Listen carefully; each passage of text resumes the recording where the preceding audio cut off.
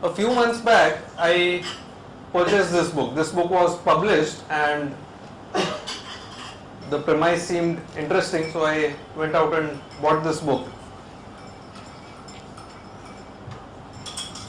The person on the left is the author of the book, and the person on the right is someone who figures prominently in the book. Now, the person on the right did not like what the person on the left wrote, and because of that, a defamation suit was filed by Mr. Praful Patel on Mr. Bhargava. As a result, the publishers have withdrawn the book. The author still stands by what is written, but as of today you cannot go out and buy the book because it's been withdrawn by the publisher. So today, when I'm going to be making a presentation and talking about various things, and when the talk is being recorded and it will be seen by various people, I have no intention of getting sued by anybody. So our interest is not in what Mr. Praful Patel did or did not do and what were the allegations and what is the truth. I am using the title of the book as a template, or the contents of the book as a template. Instead of Air India, it could have been either of these companies. It could have been the oil companies, or it could have been MTNL or United Bank and so on. What I am saying is, what is it that is causing public sector undertakings to either make financial losses or lose market share or destroy shareholder wealth and so on and so forth, and how should we look at these things as investors? I am not from the CAG, or I am not from politics or any of those fields. My interest in this subject is purely from the point of view of a retail investor. When a lot of these companies are listed on the markets, how should we as investors look at these companies? That's the framework that we will be discussing today.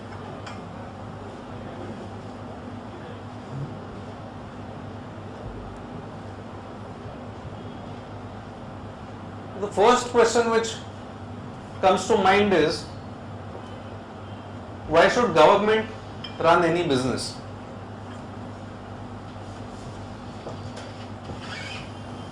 About 70-80 years back or 100 years back, basically this question was there: should there be a capitalist society, or should there be a communism or a socialism kind of approach to life, or should there be some middle ground? And India as a country has been oscillating from one end to the other.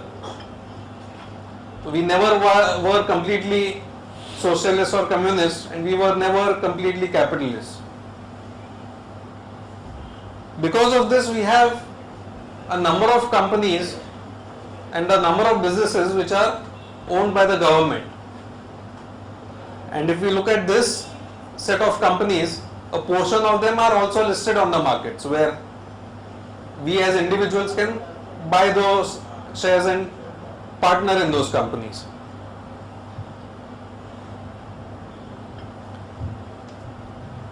I think broadly the experience of governments that went in for business ownership, the experience has not been that good. If we look at a lot of erstwhile communist countries, USSR and China and all, they are moving more towards capitalist societies or moving towards some middle ground. So the reason for government owning a business, it could be anything. It could be to discourage monopolies.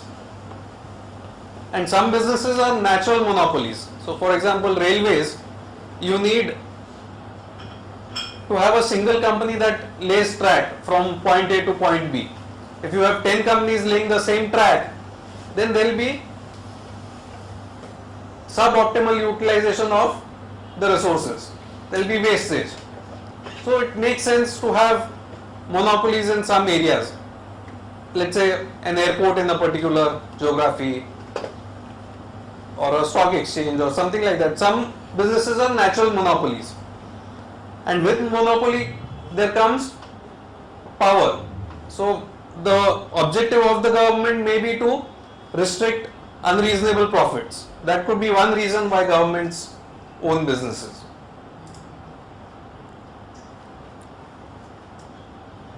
It could be on account of strategic interest. So oil, for example, if we are dependent on imports for our energy, Government of India may logically think of setting up a company like ONGC Videsh Limited, which goes and acquires oil fields abroad, and that would insulate our economy from the vagaries of commodity fluctuations, and it would ensure energy supply. So there could be strategic reasons behind this. Or you could have companies in the defense sector, for example. Something like ISRO and our Mars mission or the moon mission and all, it would be of a strategic nature. It can't be purely classified in terms of profitability or it can't be looked at in monetary terms. So that could be another reason for government to set up a business.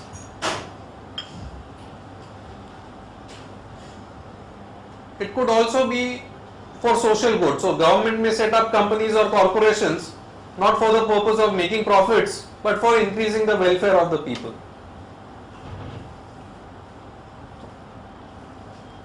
And also many a times what happens is, if a field has a lot of uncertainty or the profit potential is not good enough, private sector may be reluctant to going in those areas. So then government companies have to step in and invest on behalf of the people of the country. So there are various reasons for this.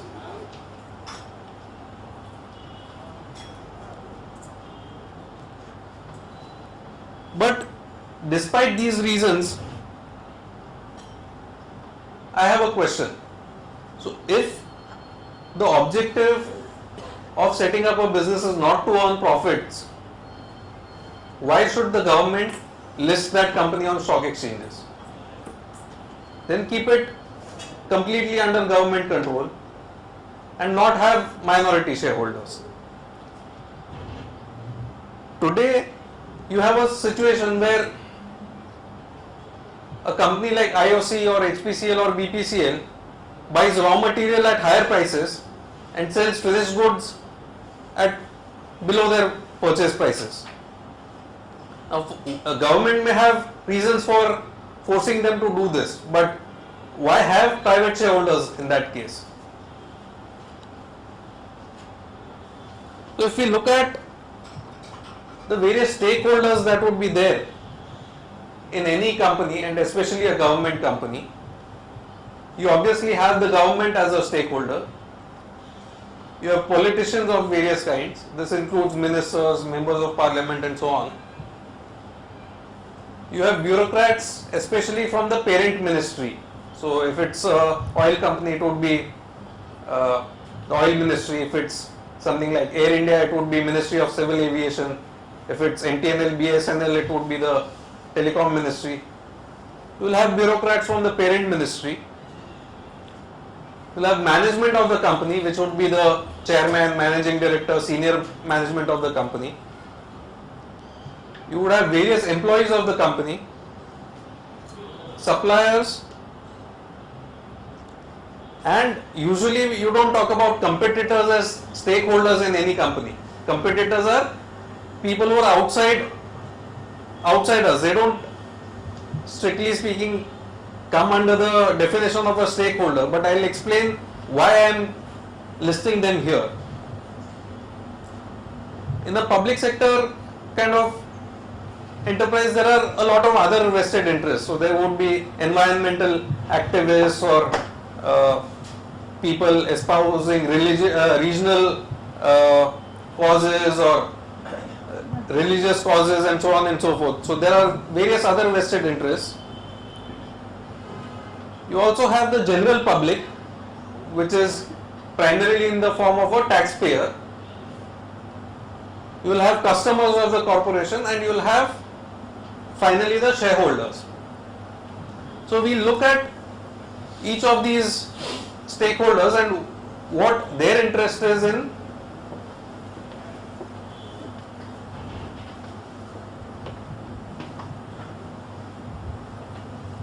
So we look at each of these stakeholders and we look at their interest in the public sector undertaking and how it acts as in conflict with the interest of a minority shareholder.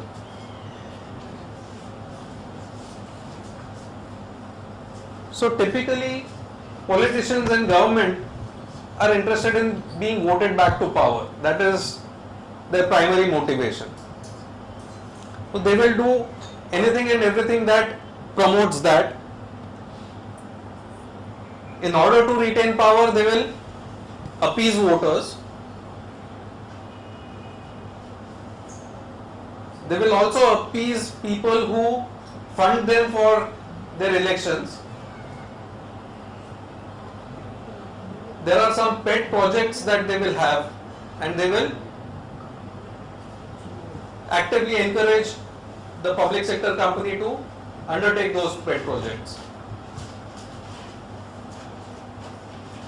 And also they view a public sector undertaking as an opportunity where they can lobby for various suppliers or for incurring capex or generally to fiddle in with the operations of the company. So we look at some examples. So there was this headline in the newspaper sometime back. Banks flock to P. Chidambaram's Lok Sabha constituency, Sivaganga in Tamil Nadu. And this is a cartoon from the same newspaper. When Mr. Pranab Mukherjee was the finance minister, everyone was opening bank branches in Jangipur, all the PSU banks. The moment he went out as finance minister and Mr. Chidambaram came in, people started opening branches in Sivaganga. So look at this, 200 bank branches have been opened in a short span of time, in a small town. And they are saying that comparable towns probably have one bank branch or maybe none at all.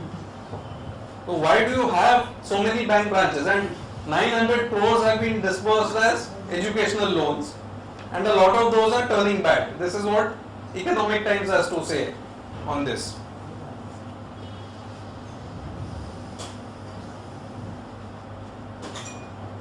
If we extend this to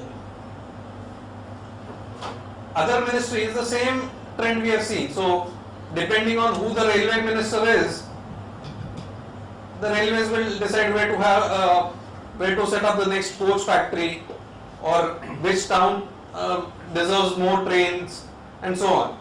So when there was a railway minister from West Bengal, more trains would be sent to West Bengal. When there was a railway minister from Bihar, there would be a coach factory set up over there. So such things we have seen in various ministries. It's not restricted to either Air India or to some PSU banks or anything else. It's a broad trend. And just a humorous anecdote, and this is from the book Descent of Air India. The management of a PSU is so much under pressure and is so subservient to the ministers and bureaucrats that any wish that the minister has, they will try and chase that. So one earlier minister had a fancy for Kerala Ayurvedic massages, and he said that we should introduce this on our flights. So an entire department was set up where they evaluated as to how to give massages on board a flight, and there were various problems with this. So the oil smell would go throughout the aircraft, there could be people having allergies. After the massage, the person needs to have a bath. You can't just go and sit on the seat with all the oil applied to you and so on and so forth. But just because someone has a fancy for something, the entire organization will run behind that and spend crores of rupees on such an activity.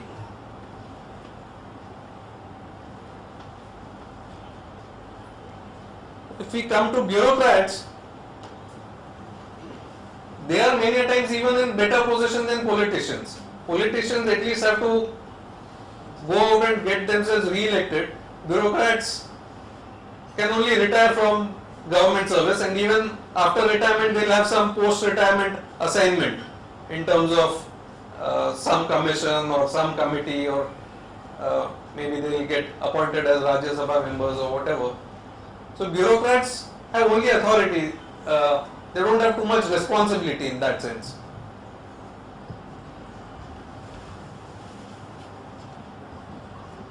And their attitude is similar to that of politicians or sometimes that of the management.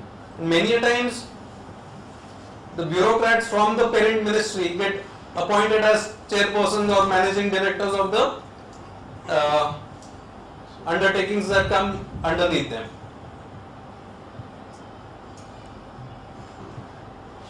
If we come to the management of PSUs, their primary motivator is getting promoted. It's not meeting any financial target or being seen as efficient or something like that. Their motivation is to get a new and better posting. So if you are an ED of a small public sector bank, you would want to be a CMD over there, or you would want to be transferred as a ED of a larger bank or something like that. Or if you have a domestic posting, you would want an overseas posting. So postings and departments matter a lot.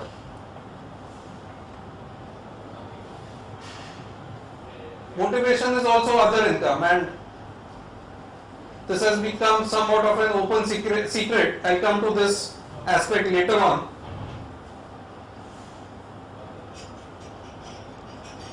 And somehow they have this whatever it takes attitude to get a position, and whatever it takes not in terms of business performance but in terms of doing other things. So let's just look at some facts. HDFC Bank has Aditya Puri as a managing director. Aditya Puri gets a salary of about 5 crore rupees per annum. The balance sheet size of HDFC Bank is about 4 lakh crores. Now look at the salary of SBI.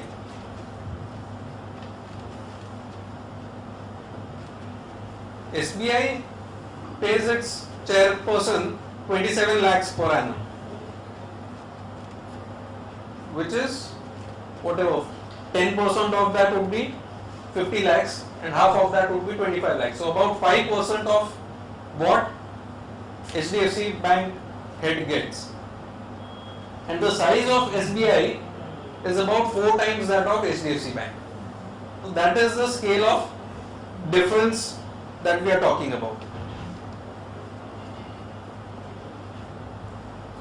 Now there would be some very efficient and competent chairpersons in the public sector space who would be working only for the joy and for self-actualization, but there would be other people who are either incompetent or who are working for other benefits rather than just working for salary. And some time back one would be scared of even talking about such a thing in a public forum or alleging such things, but these are all over the media. So you had this situation where the railway minister's nephew was arrested by CBI for the railway recruitment scam, and about 10 crores was being taken as bribes for appointing various railway officials.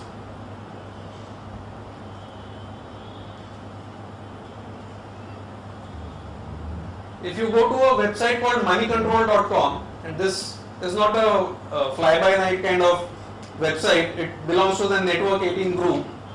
And the person who's written this article, Santosh Nair, is a journalist with quite a bit of experience. He used to work with Economic Times earlier. He has interviewed a retired bank chairman without giving that person's name, only his initial is given. He is called as R.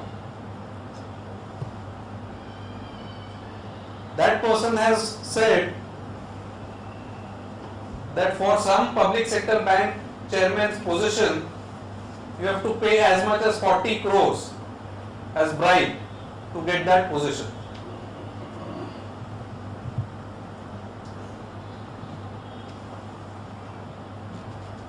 So someone who's paying that 40 crore bribe would currently be something like a executive director. We have seen the salary of a bank chairman is not more than 27 lakhs of the largest bank. The other banks would be even lower. So my question is, one, where do these people get so much money from to give as bribes when they work as deputy general managers, executive directors? And once you get appointed as a bank chairman, your tenure is 3 years or 4 years at best till the time you retire. So how do they recoup their capital and plus return on capital after spending so much money? Again, not to say every bank chairman is corrupt, but this is not something that I have dreamt up or I have read in a novel or something. It's there on a news website. It's there as a result of an interview of a retired bank chairman.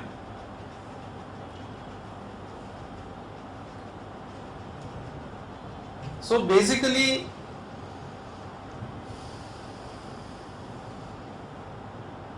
if politicians and bureaucrats ask management to bend, they will crawl.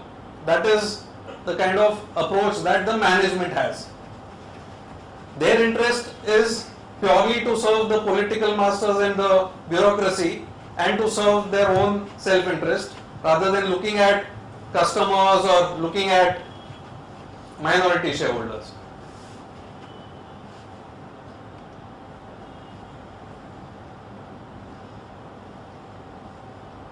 If we look at employees of a public sector company, there used to be a time maybe 20-30 years back or 40 years back where public sector undertakings would be employers of choice. The brightest people would apply to them to get jobs.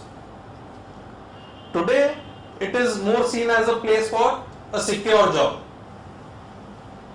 If you go to a private sector employer, you will get a starting salary maybe 4 times that of a public sector company. But you have performance targets, and if business takes a downturn, you could lose your job, you could be demoted, or you could have to put in longer working hours. Nothing of that sort would happen in a public sector company. That is seen as a secure place. Also, over time, you can keep on reducing the amount of work that you put in, and as you become senior and as time goes by, you will get promotions automatically, you will get your DLS allowances and various pay commissions will come and go as elections are announced. So your pay will keep going up. There is no possibility of the pay scale coming down. And you can have other benefits. So we will see some of the other benefits that are there. And finally, in the public sector space, there is this concept of transfers. So you will get transferred from one geography to the other, or you will get promoted from one branch to the other branch. So no one is in the same position for more than 2 or 3 years. As a result of which, the best thing that someone can do is not to rock the boat, keep postponing the problem for the next person to handle. So if you are in a bank and your borrower is not repaying you, give that person a fresh loan, ask him to repay the older loan and postpone it for another 2 years. Let the next person handle the problem. Just look at this scenario.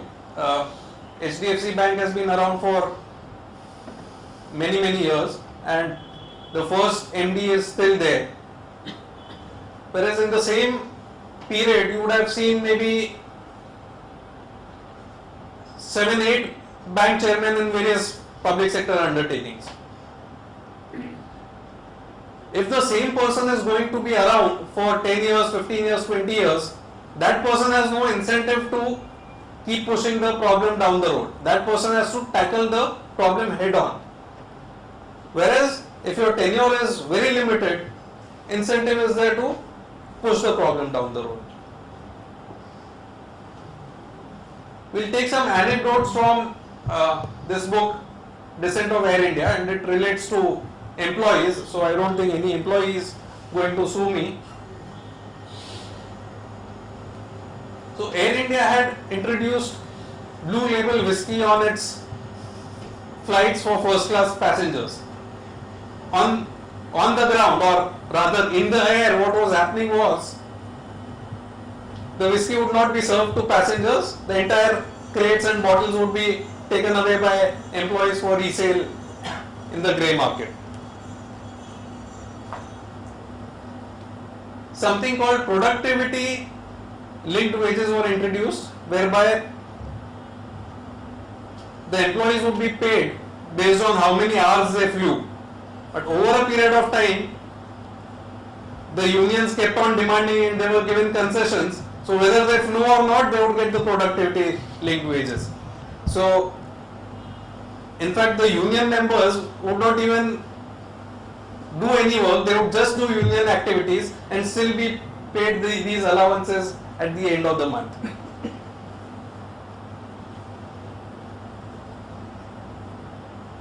There were requirements on air hostesses and stewards as to how much weight they can have and what kind of dressing they can do, and in fact the guidelines were somewhat liberal in Air India as compared to private airlines. What the airlines said was that if you are below a certain weight, you can wear salwar kameez, and if you are above a certain weight, you have to wear a sari. So one air hostess was asked to wear sari because she was overweight.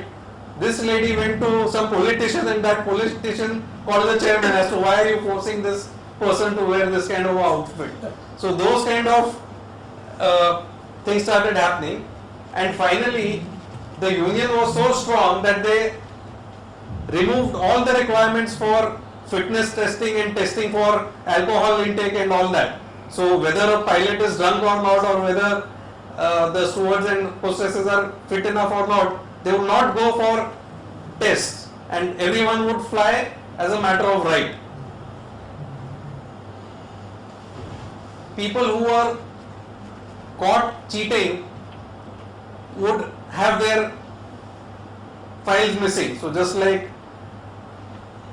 we see a lot of files being burned down, or recently in the coal scam we found a lot of files were missing for some time. As a routine, if the person is well connected enough, those files go missing, the evidence goes missing, and nothing happens to people who have been caught in the past. So this is, I am sure, not restricted to just Air India. This would be a problem in all the public sector undertakings.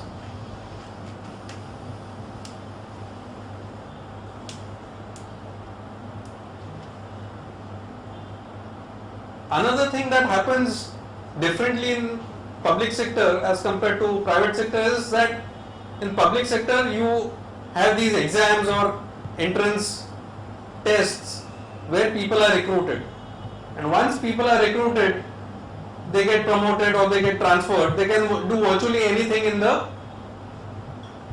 company. So in this book, Jitendra Bhargava talks about Air India when it was under Tata's, under JRD Tata, and over time what happened in the public sector avatar. He said that when it was started, the objective was to treat the customer like a Maharaja. The customer would be pampered. The people who were serving on board, the stewards and hostesses, they would come from people who had a hotel management kind of background, people who knew how to interact with customers and so on. Over time, that strict entrance process was eliminated. Later on, things came to such a pass that anyone in the clerical grade or in the peon grade could theoretically apply to become a steward or a hostess, and people who had no background in customer interface or in how to serve customers, they started coming as flight pursers and all, and that caused a deterioration in services. And he talks about his own career path. So he was from the public relations field, and he was transferred to head the human resource department and various other things. In the private sector, what happens is, if you want a head of marketing, you will go out and find someone who has experience in that field and select the best person for that. Whereas in the public sector, anyone who is there will be picked up and put in that department. So you will have a lot of square pegs and round holes and so on. The matching of aptitude, experience and the job requirement is not so stringent. So that is something which brings down the whole organization. Also, promotions are linked to seniority and how compliant a person is rather than pure merit. Tenures in various postings are very short, so any significant decision that you make or any new initiative takes some time. It could take 5 years, 10 years for it to fructify. Whereas people keep getting shunted around, and people who ask uncomfortable questions are shunted around even more. So we have examples like Mr. Ashok Khemka, who keeps getting shunted around maybe every 6 months or so. So tenure is not long enough for most people. And further, if you get things right, what is the incentive? Maybe you will find a mention in the staff magazine. I think that's about it. It's not that if you do very well, you will be given hefty bonuses or hefty promotions. At the same time, if you do badly, there's no one who is going to ask you questions. So the intrinsic motivation in such an organization is very low. So the irony here is, in public sector you have both underpaid people and overpaid people. People who are really bright and capable do not get their just and due rewards. So some of them will quit and join the private sector. Whereas people who have spent some time over there, who have managed the internal politics and have not rocked the boat too much and who take things in an easy manner, they have comfortable cushy jobs and they are paid more than what the market would bear. And finally, what happens, just look at this number. MTNL today has gross revenues of 3,400 crores and their annual wage bill is 5,390 crores. Leave aside all the other expenses, operating expenses, spectrum charges or interest costs and administrative expenses and so on. Now, will any private sector bank, a private sector company tolerate this kind of situation for long? They will either have to shut down or they'll have to give VRS for some employees or do some restructuring, find new ways of getting revenue. But here, since organizations are funded by the taxpayer, this kind of situation could go on indefinitely.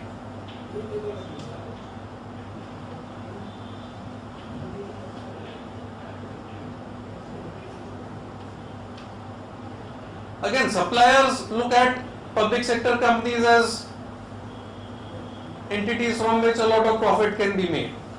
So there are various tricks in the book. Even if there is a tendering process, you become the lowest cost tenderer, and then you put in various escalation clauses, or you get terms to be changed, and so on and so forth. So a lot of this is already there in the media. I will not dwell too much on this. But suppliers obviously look at these companies as milking cows.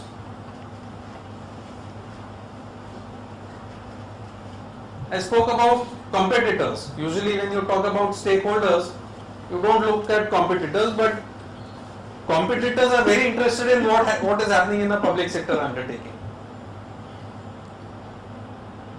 They view PSUs as a place from where they can poach capable people. They just have to offer small increments, and capable people will willingly leave their job and come over. They have to offer slightly better service, and customers will come over. However, competitors also need to be careful. Sometimes they could get killed by public sector undertakings.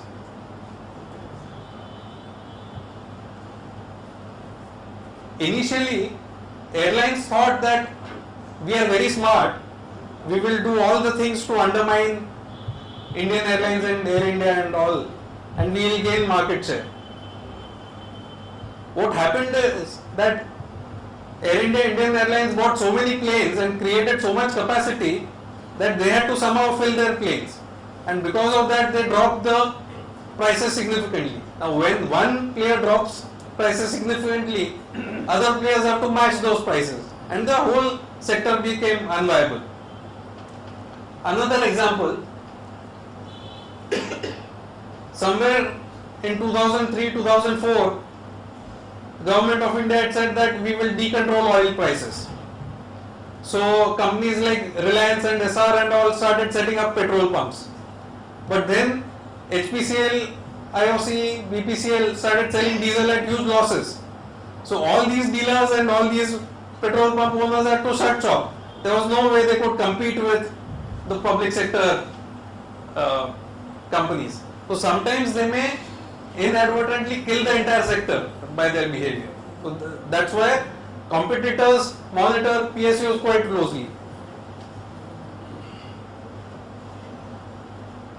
So I'll just again give some anecdotes.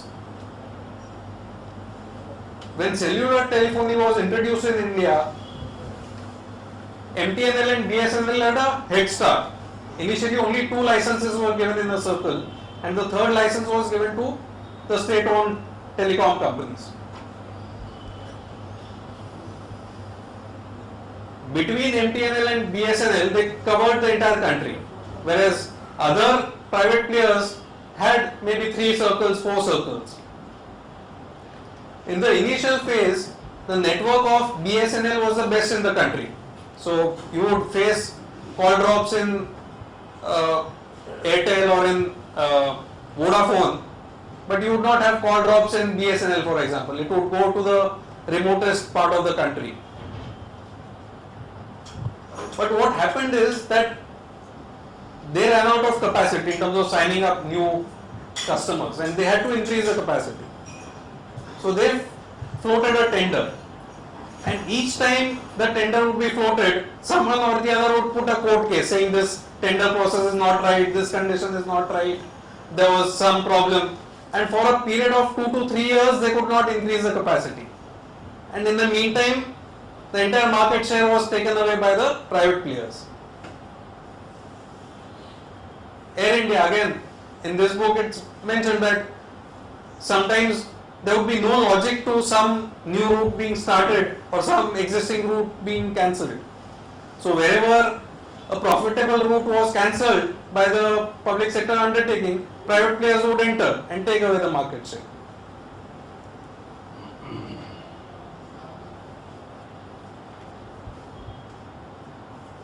Again, you have a situation where the public sector gives subsidies and the private sector earns profits. So for example, ONGC and Oil India take a big burden of the subsidies on the because of selling LPG and diesel and all cheaply. Whereas companies like K in India or Reliance, which manufacture crude oil and gas, they don't have to bear subsidy.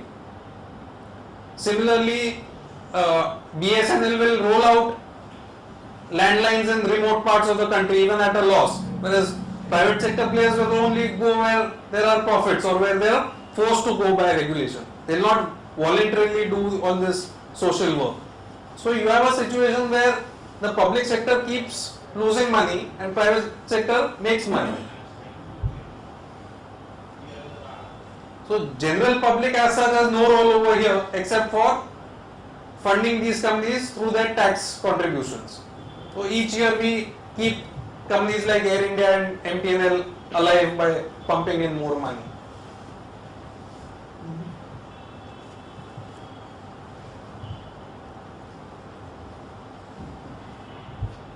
Customers are classified under two categories. One customer would be an insider, someone who is well connected with either the management or the politicians or someone else. Those customers will get very favorable treatment from such organizations. So if you are well connected and you travel Air India, you will get upgraded to business class or first class. If you are well connected, your loan from the neighborhood bank will become easier and at terms favorable than what you would get elsewhere.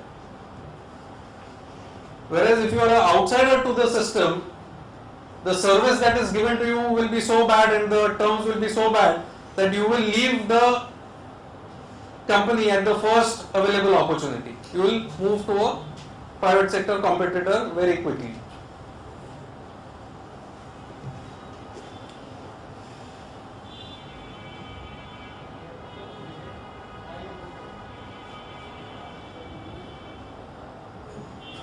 As shareholders, people have done well in public sector companies where they have been monopolies or where they have been not subject to too much competition. They are able to generate a lot of profits, sometimes give a lot of dividends and so on. However, whenever there is a change in the sector, these players are very slow to move and usually they go into a state of sudden and terminal decline in their fortunes. That continues for many years. So given this framework, I'll apply it to one particular sector today. We'll apply it to the PSU banking space. The first bank has already got into trouble now. United Bank of India is close to insolvency in terms of its reported losses and so on. In the late 90s, we had this situation where many public sector banks had to be recapitalized and where they were in a very bad financial situation. We are slowly going back to those kind of days now. Today, so much of problems have been pushed behind and so much of bad loans have been put under the carpet that somewhere down the line they have to resurface. And today the government itself is in a bad financial condition, so they won't have enough money to pump into these banks now. So the amounts that we are talking are really big. So we talk about these scams like Commonwealth Games, misappropriation of funds or this other scam and so on. But these are relatively small problems. Banks, the banking sector in India, 70% of that is covered by, is under public sector banks. Lakhs of crores are there with them. Now if 10-15% of those loans were to go bad, you can imagine the kind of impact it will have on the financial system. And already those kind of things have happened because a lot of money has been given away and they are facing difficulty in terms of recovering the interest and principal on those loans. the depositors obviously have to be paid in full. So this is, in my view, a bigger problem that will come before us in the years to come. And given this kind of a situation, the established private sector banks will have it very good for some time, because their main competitor will be facing problems. So if 70% of the market is not going to grow, the balance 30% will keep gaining market share and will keep taking away profitable business from these banks. So that is a framework I wanted to give today for the public sector space.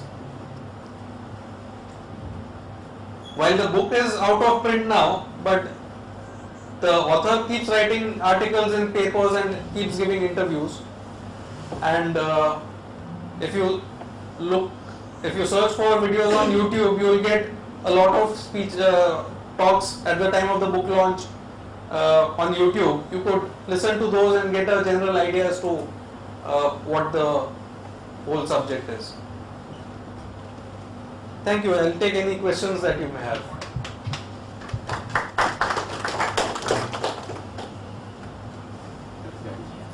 Suddenly there is a lot of talk about the bad loans in the banking space.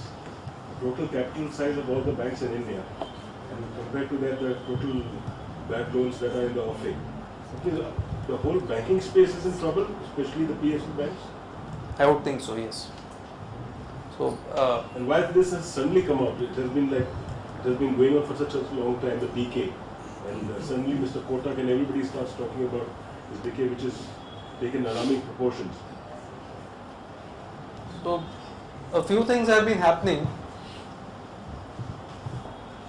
One, in terms of business cycle, we are down. So, what happens is, see, there are two aspects to a loan going bad. One is the willingness of the borrower to repay, and the other is ability of the borrower to repay. There are some borrowers who, while borrowing itself, have no willingness to repay. They want to misappropriate the funds straight away. The other aspect is the ability to repay. So all along you had the willful defaulters. Today even people with genuine interest in repaying, those people are facing difficulty because either the project is stuck on account of various reasons, fuel linkage not being there and power project being set up, or environmental clearance being stuck, or whatever. So all these projects are going on accumulating interest payable to the banks, and the project is either not commissioned or working at suboptimal capacity and so on. So that business cycle thing is definitely there. That is one. Second is the problems were being shunted for later years. That has come to a certain critical mass. The third thing is that new capital norms are coming in. So internationally you have this Basel 1, Basel 2, Basel 3 kind of norms, the amount of capital that banks should hold. So those new norms are coming in, because of which additional capital will be required and more scrutiny is there on banks. So various factors are coming together to create this perfect storm kind of thing. I'm just trying to think, as an opportunistic investor, can there, they say that when the entire sector is bad, it can probably be good for the relatively cleaner people within that space. Now, my question is, can all this ever be priced in to a point where you see some of these things trade at less than half book and very high dividend yield? So, can this ever net be a winner's game? This not as a long-term investment, but just does it make sense? Sure. So, as investors, your hope is to buy something which is worth this much at this much, so that you have a gap and slowly the price moves up to the intrinsic value. What can also happen is, the value is this, you are paying this much, the value keeps coming down instead of the price going up. If the management of a business entity is not working in favor of minority shareholders, you will continuously see value erosion. So if you were to value IOC, HPCL, BPCL, any of these companies on asset basis or as a standalone business, surely on any metric these would be undervalued today. But if on a continuous basis they are going to buy raw materials at a price higher than the selling price, they are going to destroy value over time and they will go on accumulating debt, keep paying interest on that debt and so on. In the banking space, even that value would not be there today because the book value that you are referring to is the reported book value. If it is quoting at half book value, you are assuming that the book value which is reported is correct. But if that book value itself is overstated, then you are not even getting that underlying value. That is the risk that you run. What about Coal India, NMDC and all? So the same thing applies to any public sector The undertaking. dividend yield is good over there. Dividend yield is good. This year, a lot of the companies have been forced by the finance ministry to pay higher dividends. Let us say you buy something at 8% dividend yield. You buy something at 100 and you are getting 8 rupees each year. What you are assuming is that 8 rupees is sustainable indefinitely. If it pays 8 rupees only for 1 or 2 years and then goes bust, then obviously it's not a good investment. I am not saying any of these are going bust, but what I am trying to say is Coal India has been sued by various people and various reports have come out where in a lot of their operations the coal extracted does not even cover the salaries of their staffs. So for a lot of their underground coal fields. When India was facing a coal shortage, there was a proposal that Coal India will import coal from abroad. They will give a blended price to the consumers by importing coal at a higher price and then selling it somewhat at a lower price. So as long as Coal India is not allowed to be operated on a commercial basis and as long as it is not allowed to be run profitably, as minority shareholders will continuously have this question mark as to what is the purpose of that organization. Is it just to increase social welfare of the country or is it to give decent shareholder returns? Currently there is this big debate going on about the natural gas prices, for example. Some people say that when you increase the natural gas prices, when you double the natural gas prices, ONGC will also benefit and companies like Reliance will also benefit. So what's the harm?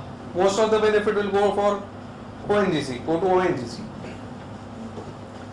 The flip side of that is the other people say that whatever additional revenue that ONGC gets, that will be taken away by imposing a bigger subsidy burden on them. Whereas that subsidy burden will not be applicable to private players. The whole question is that are these companies in business or are they in something else? Are they pandering to political constituencies or are they into social welfare and so on? So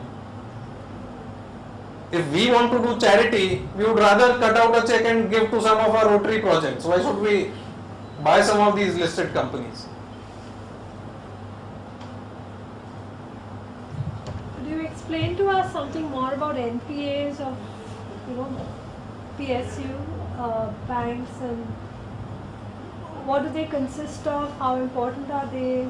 How bad are they right now?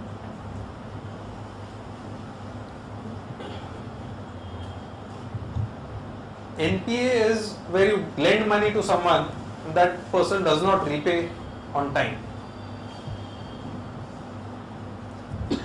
So they have a defined time limit beyond which if interest and scheduled principal is not repaid, they classify it as a non-performing asset or a non-performing loan. Some estimates say that this could be as much as 10% of the loans which have been given out. in the public sector space. Why do people not repay? It could be that money has been siphoned off and taken away, so that a shell company is left without any assets or without any income stream. Or it could be that some project has been built and that is not viable now. So if the project is running at losses, obviously they can't repay the bankers. These are broadly the two reasons why loans turn bad.